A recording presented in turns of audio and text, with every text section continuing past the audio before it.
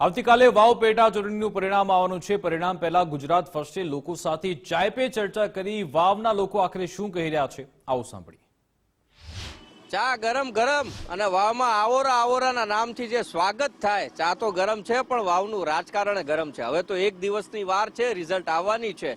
ચા સાથે આજે વાવના લોકો સાથે ચર્ચા કરવી છે કે શું અપેક્ષાઓ સાથે મતદાન કર્યું છે અને મતદાનને લઈને અહીંના જે સ્થાનિક જે લોકો છે તેમની સાથે આપણે વાત કરીશું। બુદ્ધિજીવીઓ છે તેમની સાથે વાત કરીએ। પહેલા તો આ બધાને રોમ રોમ। આવોરા, તમે આવોરા કહો, હું તમને આવોરા કહું। આવોરા, હું લાગી રહ્યું આ વખતે આમ તો વોટ જબરજસ્ત થયું, વોટિંગ એ સારું થયું। કોણ લાગી રહ્યો? માવજી કાકા ગેમ બગાડી રહ્યા કે ભાજપ કોંગ્રેસ? ને પરબત કાકા તો સુધી બોલી ગયા કે માવજી કાકા નો ઉભો રહ્યો તો અમે સડસડાટ નીકળી જવાના।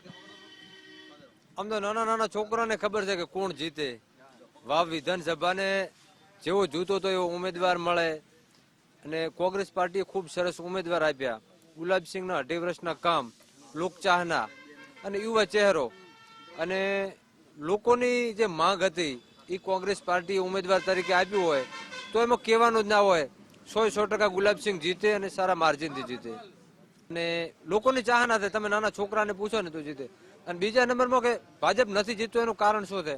તો કે અહીંયાથી વાવથી સોઈગામ સુધી જો આ લોકોએ કોમ ઉપર વોટ જ ન માગ્યા, બરાબર। અને કદાચ થોડા ઘણા વોટ જીતી જો આ લોકો શું હંમેશા જાતિવાદ કર્યો, હંમેશા એકબીજાને ભડકાવવાનું કામ કર્યું। હવે વરિષ્ઠ આગેવાન હતા માવજી કાકા અને 100% દાવેદાર હતા। આ લોકો ટિકિટ તો ના આપી પણ માવજી કાકાને સમર્થન અપક્ષમાં આપ્યું ને એવા લોકોની ઉપર આક્ષેપ કરવાના, ડરાવવાના, ધમકાવાના। એટલે આ ભારતીય જનતા પાર્ટીને માવજી કાકાનો ખેલ ઘણો મોઘો પડવાનો। રાજકારણ આવું જ ગરમ થઈ રહ્યું વાવમાં, કારણ કે કોઈ ખબર નહીં પડતી કોણ જીતી રહ્યું કોણ નહીં જીતી રહ્યું। તમને શું લાગી રહ્યું? આ ભાઈ તો કીધું કોંગ્રેસ જીતીને આવી રહ્યા। ભાજપ ચોક્કસપણે જીતી રહ્યું છે, કારણ કે વોટિંગ ભલે થોડું ઓછું થયું છે પણ ભારતીય જનતા પાર્ટીની ચોક્કસ વિજય છે એમાં। લોકસભાની ચૂંટણી હતી તો આ જ બેઠકમાંથી જ્ઞાનીબેનને ઓછા મત મળેલા, મતલબ માઇનસમાં હેડીથી।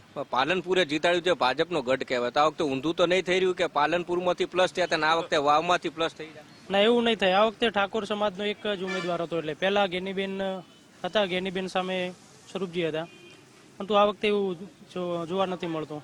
ભારતીય જનતા પાર્ટીને વોટ ઠાકોર સમાજના વધુ મળે છે। તમને હું લાગી રહ્યો? તમે તો ચા પૂરી કરી દીધી, હું તો હજી પી રહ્યો।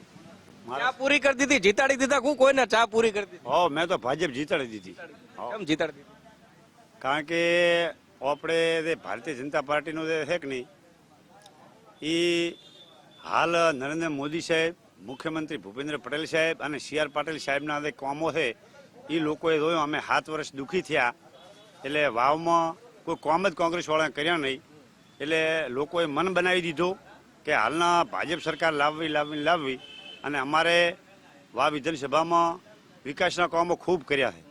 મારો કહેવાનો મતલબ એ રહ્યો કે કાકા કહી રહ્યા કે વિરોધ પક્ષ વાળા કહી રહ્યા કે અમારું હોબળી નહીં રહ્યા, પણ એમને જ જીતાડીને આખા જિલ્લાએ મોકલી આલ્યા દિલ્હી।